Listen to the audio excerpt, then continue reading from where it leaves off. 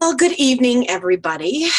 Today is December 17th. It's a Monday night, 8:30 p.m. Eastern Time, so 6:30 p.m. Mountain Time. And we are now in week 2 of Mod 13 for DES109 Graphic Design 1.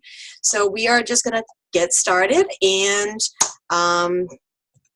hopefully this week will kind of fly by fast, and you students will all be able to dive right into your holiday break and relax a little bit. So let's get going for today. Okay, so we have on our agenda today, I'm just going to go over, just have a quick review from last week. We're going to do a few critiques and provide some feedback for the assignment from last week. And then we'll do a very brief overview for week 2, kind of go over some of the details there. And I'm also going to talk a little bit about the deadlines because we do have a little bit of a different schedule coming up. So where are we right now? We have week 1, we have gone through or gone past, where we talked a little bit about design and design trends, design history, and how we can find inspiration in contemporary and past models using history to help our design personalities essentially form. And then the assessment was talking a little bit about the design principles and just thought theory. Oh, and there we go. Oh man, it was a little bit of a delay. Week 2 is going to be this week. Where did we come from? So we're going to be talking a little bit more about history as well. But this time we'll be incorporating elements and principles in design and how they work together. We'll be doing the assignment this week is an advertising makeover, where we're going to be starting with the research that you did on the flashcards and actually creating a poster in one of those styles. And then the assessment is not a quiz this week. It's actually a critique of your own work, where you will be essentially critiquing and providing reasoning for your design choices. You'll actually talk about the design process itself, imagining as if you are explaining to your client or your employer why you did what you did and how you did what you did. In week 3, which is not quite next week, that starts, I believe, January, I think it's the 6th. Let me just double check that real quick, make sure when we come back. 3, 4, 5, 6. Yes, January 6th is when we come back. And we will be discussing finding creativity and different other areas where you can actually find inspiration, learning from the past. That is the assignment for that week, where we will be actually working on designing a different kind of poster. And design in social media is the assessment, where you'll be creating a social media banner. And then in the final week, Future of Design, we'll be going over developing your online design presence and creating an online portfolio. The portfolio is actually your assignment for that week. And then Learning from the Past Part 2 is your assessment, where you're going to be taking feedback from the assignment from week 3 and applying those revisions, and then you'll be uploading that onto your portfolio. So just a kind of update here. We have week 1's grades. Everything's going to be completed by Wednesday morning. Late submissions will be accepted up until the end of this week. I am going to accept them up until week 2, up until the 22nd with a late deduction. I would recommend, actually, no, I forget that I actually even just said that. We'll talk about that in a minute. So yes, late submissions up until this coming Saturday with a late deduction. Excuse me. There should be an announcement in well, the announcement sections, how to look up your feedback and your grade comments. That's where you're going to be able to find all of your information on what you did well, what maybe needs a little bit of improvement. So take a look at that if you're at all confused. And then if you managed to get your project in last week on time, you may make resubmissions. You may resubmit it once to after having made revisions to improve your grade if you decide to do so. Week 2, excuse me, or I'm sure you folks would all love to be able to enjoy your winter break. So I'm highly recommending try to get that work in on Friday if you can, on the 21st of this week. Yes, the 21st of this week. If you get it in on Saturday the 22nd, there will not be any deductions. It still will be on time if you submit it before 11:59 p.m. Mountain time. I'm just trying to, all of us instructors are just trying to make sure you guys get your well-deserved relaxing break. So try to get that in Friday if possible, and if not, obviously Saturday is fine. The late deadline for week 2 would be next week, I believe, but I will actually double check that as we are kind of going on here. I didn't mean to actually have that open up here, so I'll actually move this over. Okay. So let's go with our review for week 1.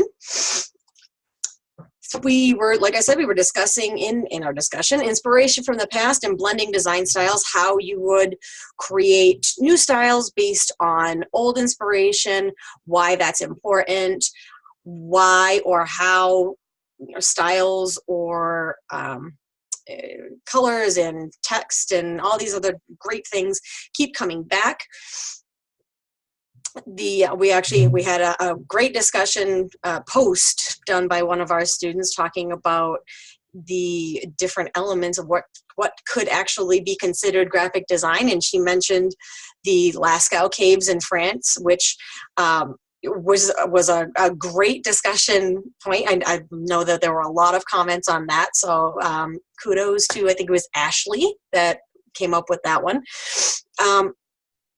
And that was obviously quite a bit in the past, but we had a lot of conversation going on there, and it was really, really impressive to see all back and forth there.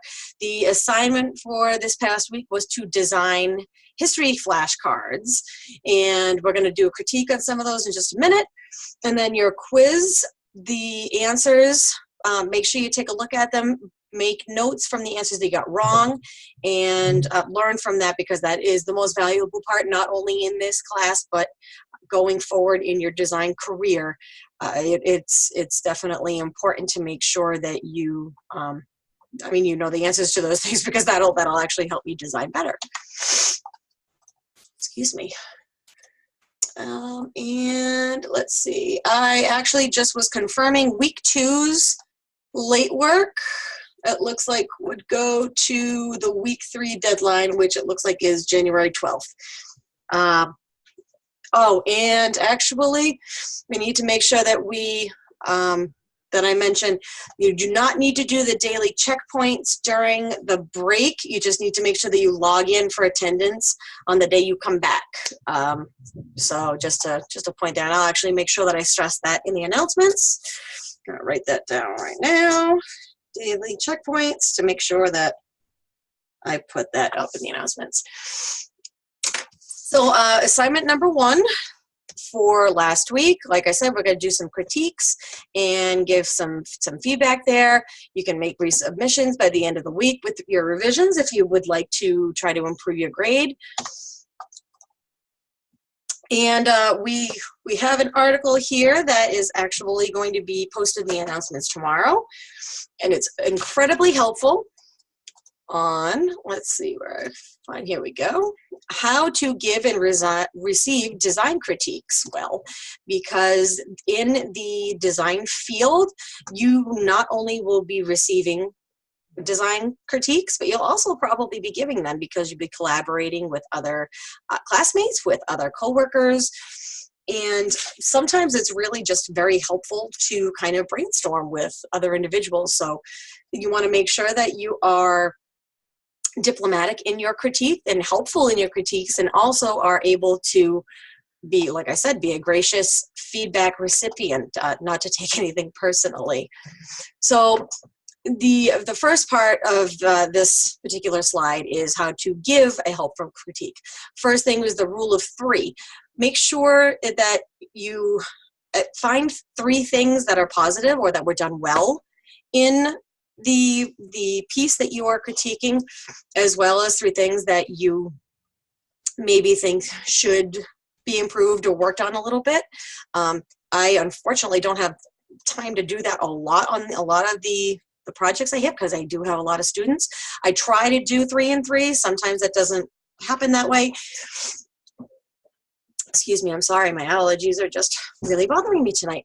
So, but like, try to make sure, like I said, try to find something positive, at least a couple of them, and as well as a few that could be improved. And don't just talk about, don't just say you like this or you don't like that.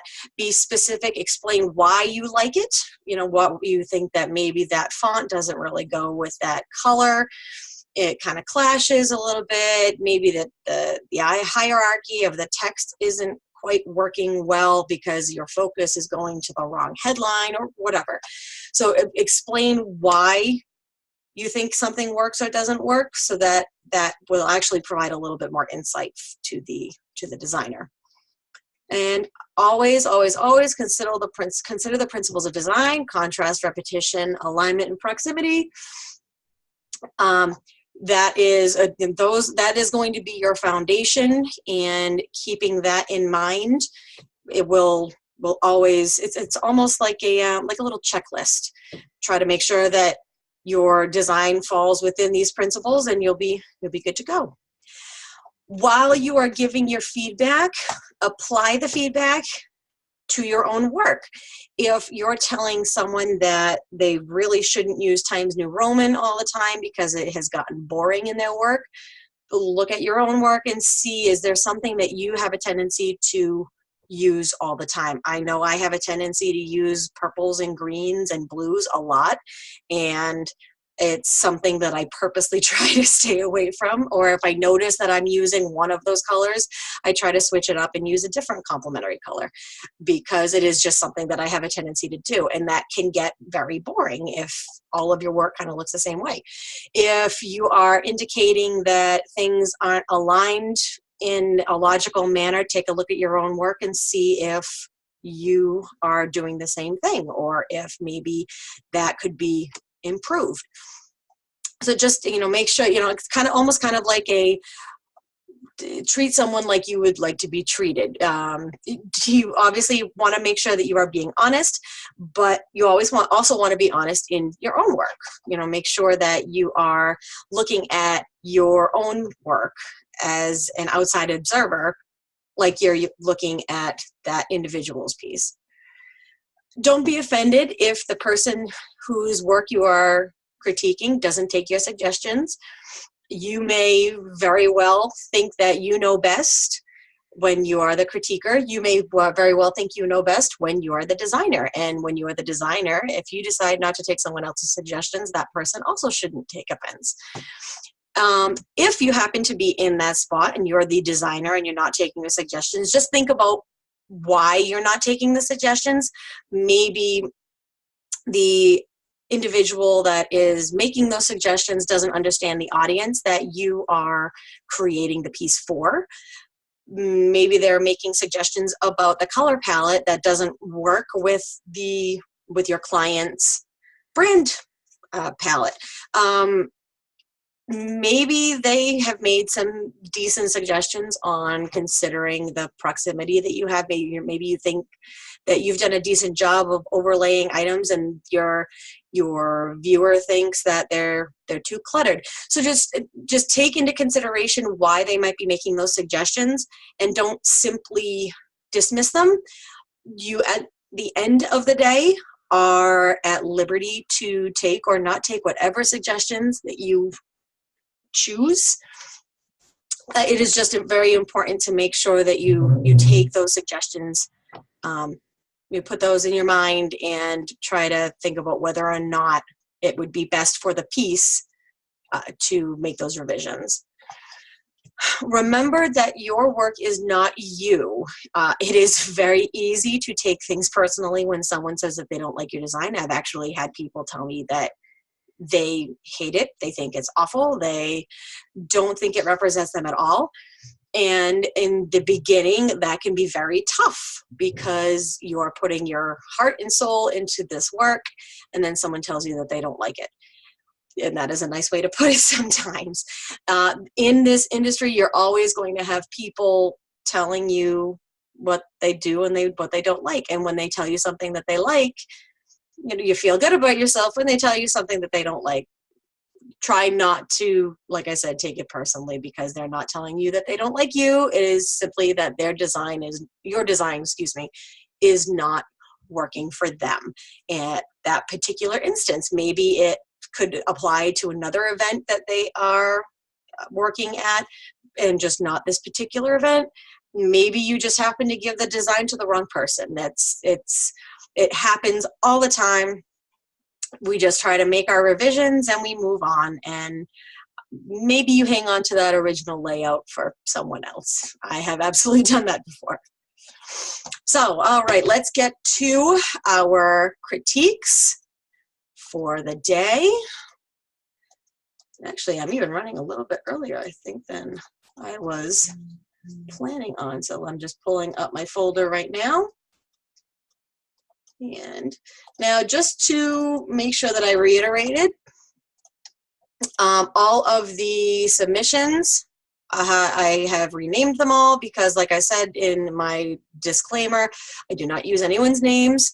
And if anybody prefers that I not use their piece, again, just shoot me a message and I will make sure that I don't use any of your work. So we have this particular individual that chose a psychedelic era, the grunge era, and postmodern era. I think I'm going to talk a little bit about the cards as a whole, instead of kind of picking individual elements or principles from individual cards, because that happens to take too long, and I want to make sure that I can get to as many of the projects as possible. So this individual liked to kind of pick a funky font, definitely applicable for this particular era, the psychedelic era, that kind of had some free-flowing and organic kind of forms.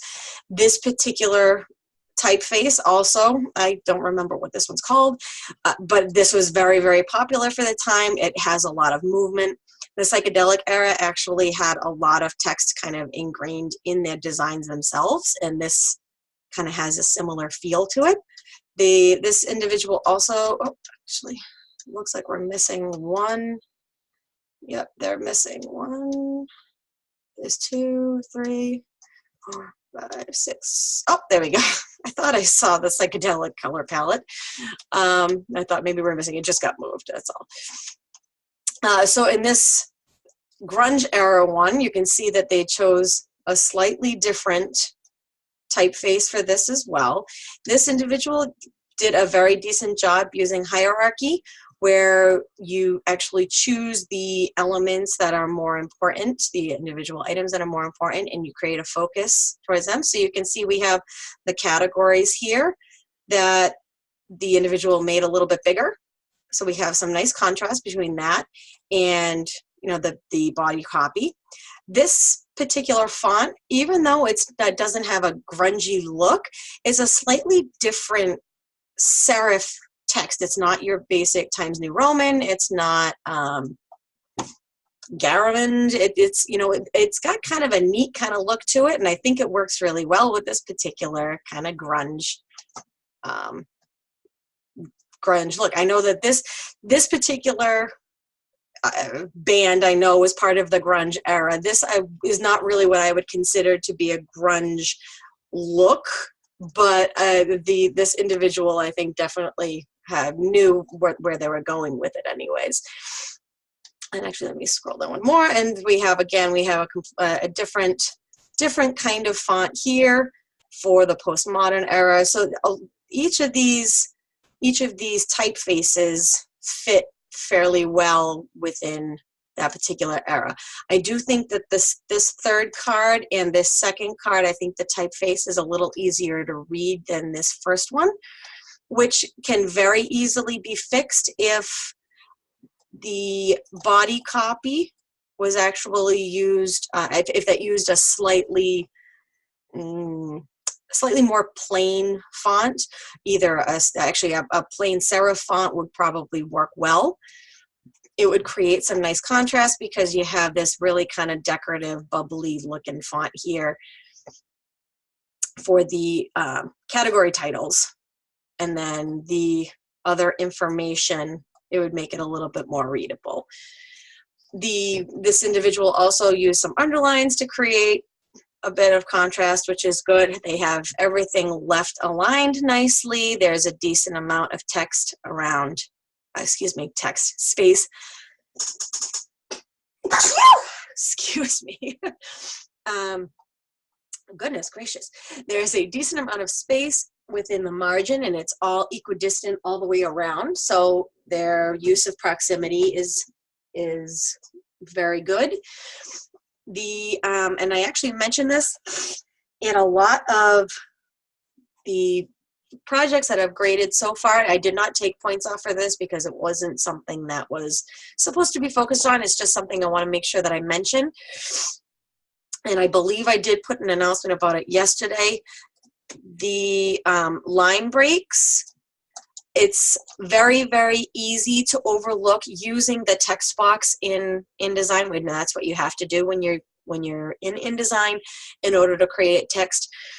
The line breaks will automatically happen, and whether it's within a word or not, it's gonna happen. So just try to make sure that you watch that, because there will be various instances where it doesn't matter, but there are going to be plenty where the customer is not going to want that, especially if it's within a name. So you just make sure you can actually play with the horizontal scaling, or even simply take the edge of the text box and just make it a little bit more narrow, and sometimes that actually fixes the problem of having that broken word there. Let's just see real quick. I want to actually go down. Oh, I'm still on my annotation tool, sorry. I want to make sure we have the swatches in the back here, which I actually really kind of liked the way that this student did this, where we have 3 different kinds of swatches, and they put their references in the negative space, which I thought was really kind of neat. It balances out really well. And there's plenty of room all the way around, so it doesn't feel like it's being crowded. So I thought that was nicely done. Trying to think of what else we have here. Contrast, repetition, alignment, proximity. This particular one is aligned within this white space, very nicely centered. And actually, as I'm talking about the line breaks and everything, it's kind of difficult with using APA formatting. The retrieved could have probably been on another line, but I do absolutely acknowledge and understand that websites are a little bit trickier. And the only way to really get better on that is just practice, unfortunately, because those things are just kind of a pain in the neck because they're so long. So, we have that issue here too. But I thought that this particular palette was really kind of neat too. There's nice contrast with the black with the teal on top of the orange. I thought that really played off of the psychedelic kind of look too with this one. So we have that. We're gonna go. That's number 1. Let's go to number 2. And actually, we have another psychedelic look here. Sorry, there we go. I absolutely loved this particular image. anyways, I'm really enjoying the different images that you guys are coming up with. So this particular individual, I believe, used the same serif text throughout. So we have, you know, good use of repetition there. That kind of goes throughout the entire collection of flashcards. Although this individual didn't use a ton of contrast with the text itself, we do have a decent amount of space in between. So the use of proximity makes it nice and readable. And we have we actually have the reference in the wrong spot. This reference actually belongs on the back here, which actually there's plenty of space up here.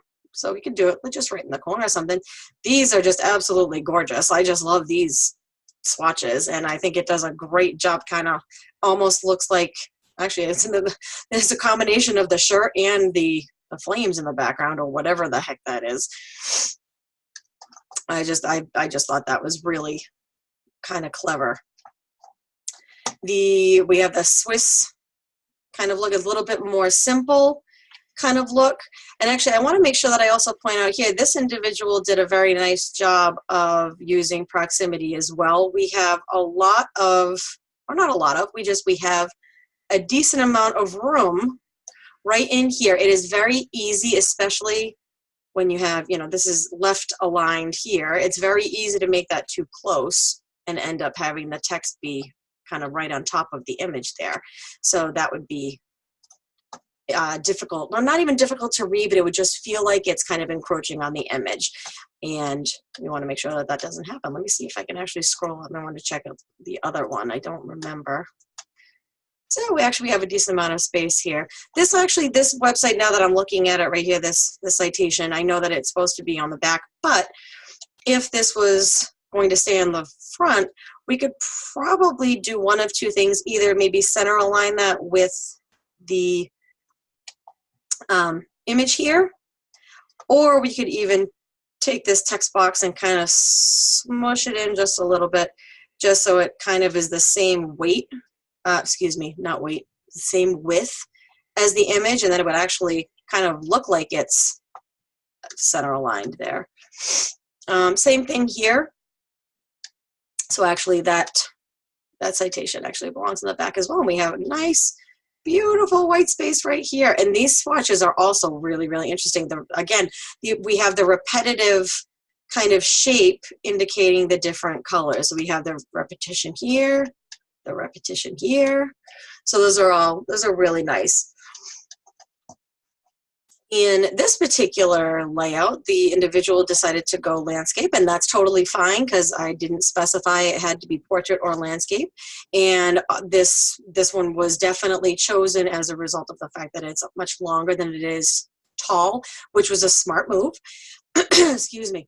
When we change up the layout or the orientation of your layout, that can be trickier. So we end up having, you know, the era and the dates.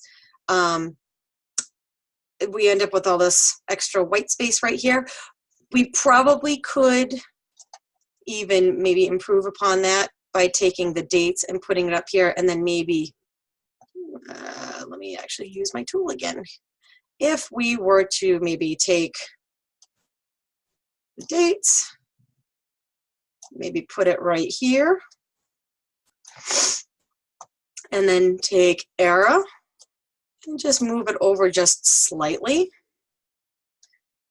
You'll have, you know, these two categories that could be centered right underneath the image, and then we wouldn't have all this white space right here. I do like the fact that the individual has still, there we go, created plenty of space in between the categories, though. We have, you know, nice proximity. Even right up here, there isn't there's plenty of space in between the era name and the image. So again, we don't feel like anything is really too smushed. Oops, excuse me. Quiet that down. We don't feel like anything is being smushed or you know, falling off the page or anything like that. It's placed very logically. And this is also another another very interesting kind of color swatch. This person kind of took this repetitive use of the rectangles that are all kind of abutted next to each other and utilized that format, which was also very neat. Kind of the way that they utilized an element from the piece and put that as the color swatch, it creates a cohesive kind of look going from the front to the back, which is really kind of neat. Okay.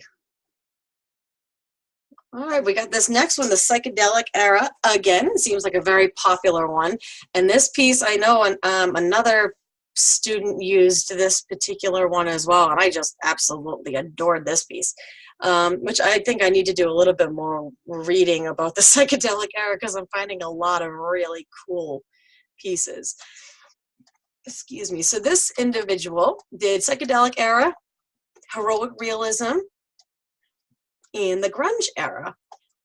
And it looks like, if I were to guess, I'm going to guess that this is Kurt Cobain. That's, again, just a guess, though. So it looks like we have a couple of Nirvana either fans out there, or maybe they just happened to stumble across it. But this individual actually decided to use a colored background behind the text, which again was absolutely fine. When we do something like that, we need to be careful of proximity as well. If you notice, we have the T here and the T over here. There's not a ton of room on the sides. So this individual did a decent amount. Oh, actually, let me see. There we go. This is what I was looking at. Did a decent amount of, had a decent amount of space in between the categories. But on the left and the right, it looks like it's a little bit too tight. So again, we can adjust the horizontal scaling, and instead of this being at 100%, maybe push it into maybe 85 or 90%, and that would make a little bit of space within this colored block area. Okay, let me actually, same thing right here. So we have an awesome amount of space up here and down here, which depending on how much copy you're going to get, that's going to vary. In this particular piece, they did a really good job of summarizing the era, and they had a lot more copy than in this first one, and that will happen every once in a while. You'll end up with jobs that have a lot of text, and you have to try to figure it out. I have freelanced for a particular organization for about 15 years now, and for the first 10 that I was with them, it was very, very common to find a client that had a 3-inch by 8-inch one-sided ad that they wanted to include 8.5 by 11 worth of copy on top of it, and that's, you can only do so much with that. So you start to figure out how to adjust that. You make the text a little bit smaller, you work with the horizontal scaling, maybe even work with the leading. The leading is the space in between the lines. You can reduce that a little bit, or reduce it maybe a little bit here within this paragraph, but in between the two categories, we have the design application, and then this was the information on the era. You could maybe make the leading a little bit wider. So, or actually, I guess wider is the wrong term. Taller, since we're kind of looking at space up and down. This person did a very nice job of making sure that everything was aligned on the left-hand side, so it's very easy to read. Something that you students will all start to work with as well is trying to reduce the ragged edge, and this is not something that we were working on just yet. This is all stuff that you'll kind of get the hang of. And again, you'll be working with the horizontal scaling and maybe even the justifying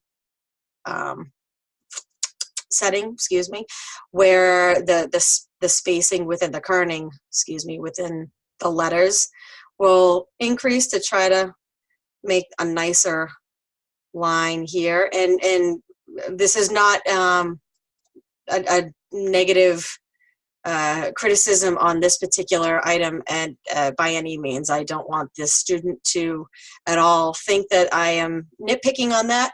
It is simply something that I am just mentioning.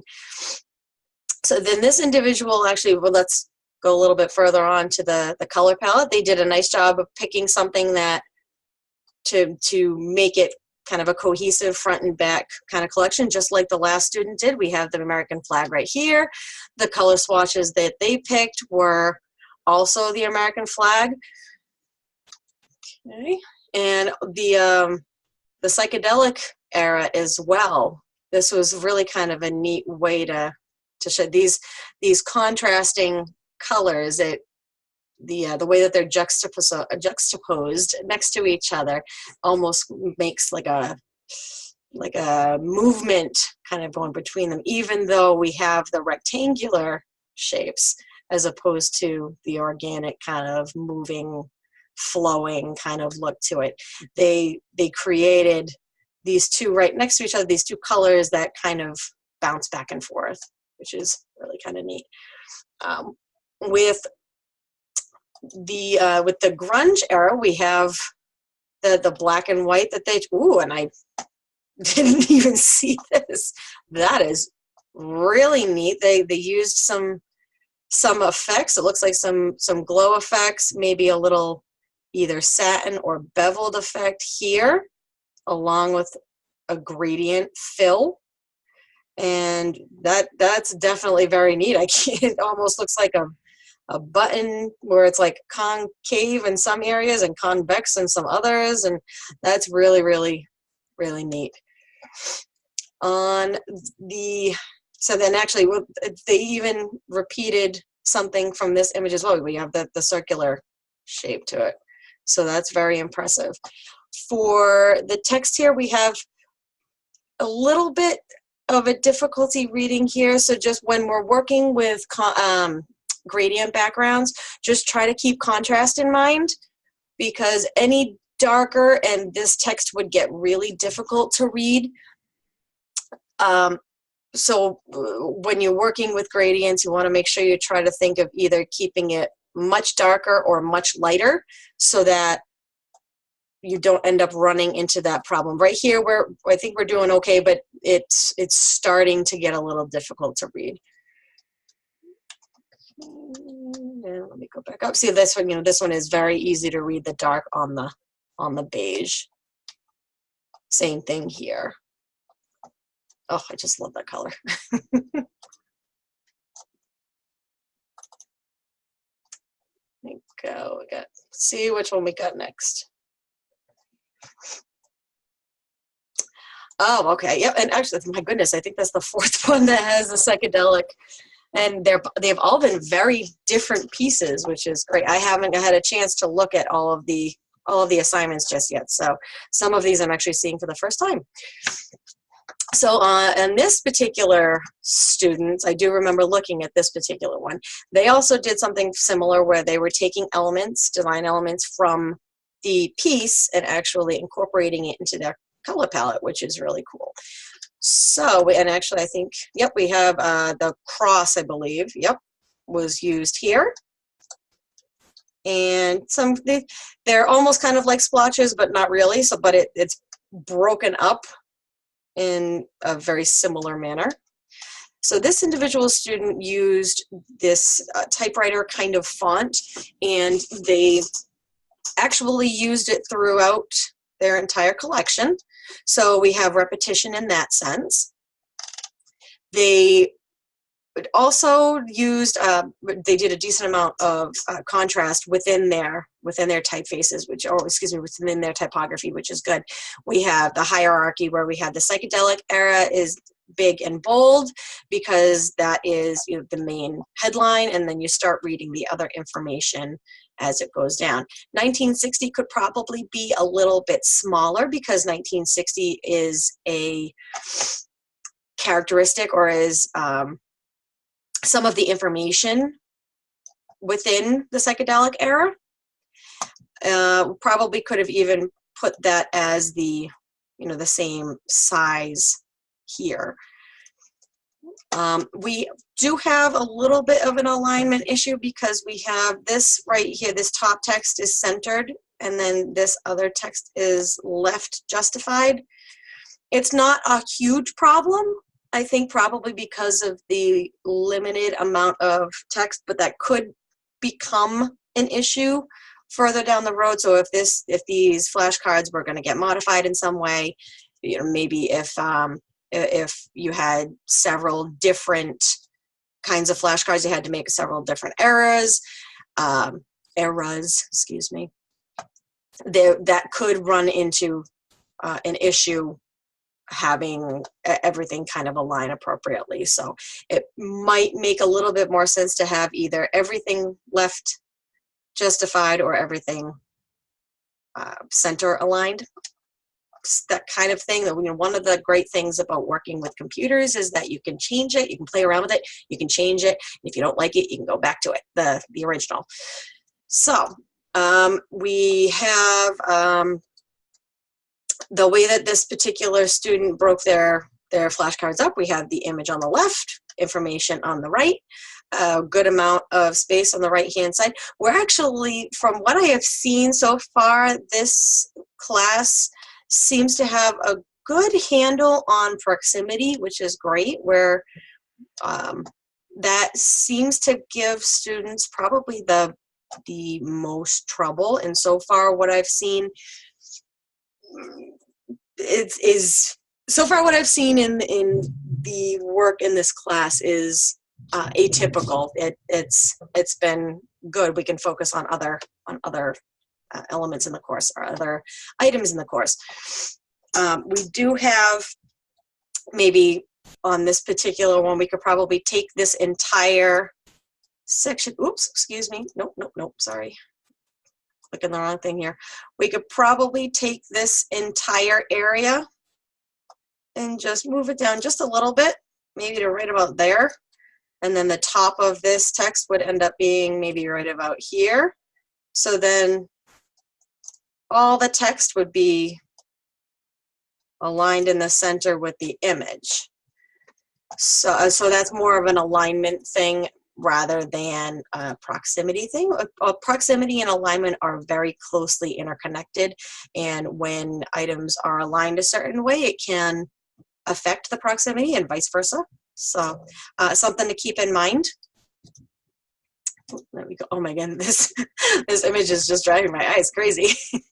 I really love the way that they did this. It creates a lot of wonderful movement, and the stark contrast of the white on the black, which I know is what the image here did, but it's just amazing to have the all black dark background with the white that just kind of pops right out. The text down here also really nice and bold. It's awesome. It might need a little bit of spacing in between the letters just to make it a little bit more readable because it's so bold. I think this student did a good job of making sure that it was bold, because I think if it was a regular weight, it probably would have been a little bit difficult to read. Plus, and this is also something to kind of keep in mind, these rectangles are nice and thick. So stylistically, it kind of connects with the nice, thick, bold letters. If this was really kind of thin, maybe like this one right here, it wouldn't work as well because it wouldn't flow as well. So they did a really good job with that. To adjust the spacing in between the letters, you adjust the kerning, which is up in the toolbar in design, and maybe just, God, I don't know, maybe a 10 or a 50 might actually work. Again, you play with it, you see what works. Probably a little bit of spacing, maybe just like this much spacing, could even connect this fun circular design to the letters a little bit, even more. So now we come back down here. Again, we have some contrast with the typography with the different information. We have the large, bold information, and then the slightly smaller, and then the body copy, which is smallest. And we have the recurring theme of the item in the image being used in the color palette. The reference here, just kind of encroaching on that line a little bit. There is probably enough space within this red guy. We could shrink this down just a touch and have it fit within the red square. Or if we didn't want to change the size of the type here, we could even maybe move this up and have it align nicely right across, you know, the bottom, the top of the red square, so it's the bottom of the white. Or maybe we have it actually, you know, have it aligned within the center of this white space and the center of this white space. So you'd end up having the citation right here. You'll have to excuse my drawing. I'm not using my tablet for this. Sometimes it's just easier to draw and have you folks know what I'm doing. Ooh, excuse me. Let me see. I'll go on to the next thing. Oh, and actually, this is actually very similar to that other one that had the blue and the light teal kind of thing, where this individual chose to use the negative space here for their reference, which I think was utilized very well. Even though there's a little bit more space up here than there is down here, the bottom left alignment actually kind of works nicely. I think probably because of the shapes that we have kind of going on here. There's a lot of 90-degree angles, and that's kind of what they did here. I think, yep, that was the last one on that individuals. Let me see. And I'm going to actually just jump over real quick. So I want to make sure that I cover everything. And so we're going to go on to the secret question of the day. And today's secret question is, what occasion is celebrated this coming Friday, December 21st? And the answer is the winter solstice. It's the beginning of winter. It's the shortest day of the year. So yay, it can only get longer from here. I don't know what kind of snow or anything you folks get out in Utah. I am out in New England, and we get lots and lots and lots. And it seems like winter doesn't end. So it is always, always wonderful when we start seeing buds on the trees and crocuses starting to poke out of the ground again. So I actually might even, depending on, you know what, I'll go over this real quick. We'll just go over the assignment very briefly in the discussion very briefly, because I was going to wait to do this tomorrow, but we can always go over it, and maybe I'll have time to do one more critique. So we have, this week, we're talking about the elements and the principles of design. We're talking about them working together and the relationship that they have, the elements including point, line, shape, color, texture, and type, and the principles, which we've already discussed, the principles being contrast, repetition, alignment, and proximity. And our prompt is, imagine that you have recently just redesigned the menu for your local coffee shop. The original menu was created by the owners themselves. The coffee shop owners wanted to keep everything in neutral shades of brown and decided to make all the words the same size. The problem with this situation is that the customers started complaining because they felt it was hard to read, and that can be very difficult. So you're going to imagine that you have redesigned the menu. You're not actually going to do it. Just imagine that you're going to do it. And on your redesign, you pretend that you used a contrasting color scheme You used some different weights for the same font. You set up a clear grid layout, and you grouped things together, so now it's easy to read. So this is actually going to help you with your critique for this week. You're going to describe to the coffee shop owners what it is you did to redesign the menu, and how would you explain design element and design principle usage. And then how do the elements and the principles relate? Feel free to use images. I actually, earlier this one wasn't showing up, so I thought I was going to have to go back and fix it. Feel free to use images to help show, help prove your point. I thought this was a good way to kind of exhibit different elements and how, what is maybe a little difficult to read, what's maybe a little easier to read, and why. Sometimes showing things is actually a lot more effective in explaining your justification. Excuse me. So feel free to find examples of what it is that you did to quote unquote redesign this menu.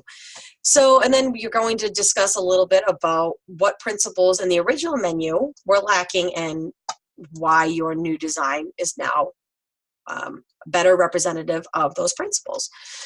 So use images, if you have a different resource that you're like, I actually had found this resource while I was coming up with my own post that really helps. I mean, it kind of reiterates some of the design principles that we talk about with hierarchy, obviously, with balance. It is going to be talking about repetition, obviously. Type is one of the elements that we are talking about this week. Contrast is one of our principles, but this particular article goes into depth a little bit more. So if you're not really understanding, well, I thought I had enough contrast in my flashcards, I'm not really sure why, it seemed like it needed more, or I don't know how to create something that has enough contrast in it, but if they want to use all the same colors, then it's going to end up being kind of monochromatic. It might not look good.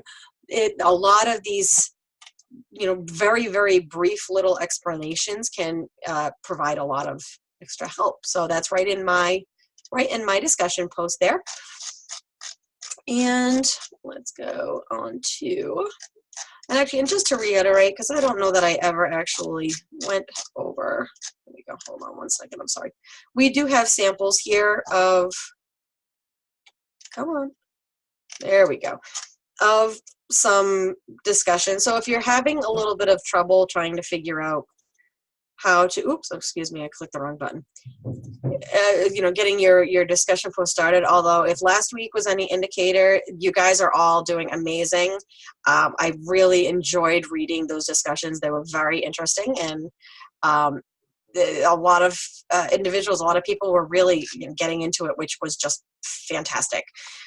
So definitely keep that up, because it makes my job a lot more interesting too, and I can provide a lot better instruction when I get the feedback from you guys.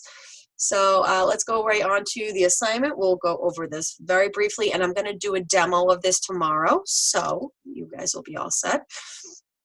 So the prompt for this is, in this assignment, we're going to be designing a website banner, and actually let me show you the benchmarks for these. And I don't even know that banner is the right term. I guess it is kind of a banner if you have it on the side. And excuse me. So you're going to take one of the 3 eras that you utilized in this week's assignment. So we'll go on to the next one here. For example, this individual did the Victorian era, the heroic realism era, and the arts and crafts era. So they would pick one of these 3 eras, doesn't matter which one, they pick one of them, and use the research that they came up with. And they're going to create a social media banner based on that style, not based on that image that you found. just based on that style. Take the characteristics that you found. So for example, the psychedelic era, you know, a lot of movement, text within the image, bright colors. You would create your ad using those characteristics. This particular file right here is going to have your content for the ad. Oh, and now it's opening on my other monitor here. So let me move this over. So this is the information that you are going to need in order to create your banner. And if you notice, we have Sky Studio, grand opening. Let me back this up a little. There we go.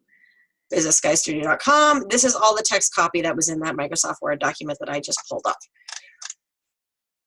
You're going to use Illustrator to design your ad and make sure that it is 300 by 600. This is 300 wide by 600 pixels. Okay, make sure that it is pixels. 300 by 600. The industry standard is length times width times height. Since we are not designing a three-dimensional item, it is width times height. That is very, very commonly confused. You are going to use the file naming convention and then saving as a PDF. Everyone did a really good job. I think I only had, so far what I've graded, I think I've only had one incorrect file type, and that student was right on the ball and managed to re-upload the new one real quickly. So we'll go over a demo of that tomorrow. And I think also where's my PowerPoint show? There we go. Yes, the assessment as well. We'll go over that as well. Or we'll be going over just a few tips. I can't really go over how to do it because it is an assessment and it is to test your knowledge. So we've got 3 minutes. Let me pull this one back up real quick. On this individual, we'll do a very, very quick critique. I loved their very clean sans serif font choice here. I also actually liked that they used this great big headline for the title, because that made the hierarchy very, very clear, and kind of this almost, you know, teeny tiny little, I mean, it's not teeny tiny, it's a much smaller date, because it indicated that that was a part of this bigger headline, so now it doesn't fight with the headline here.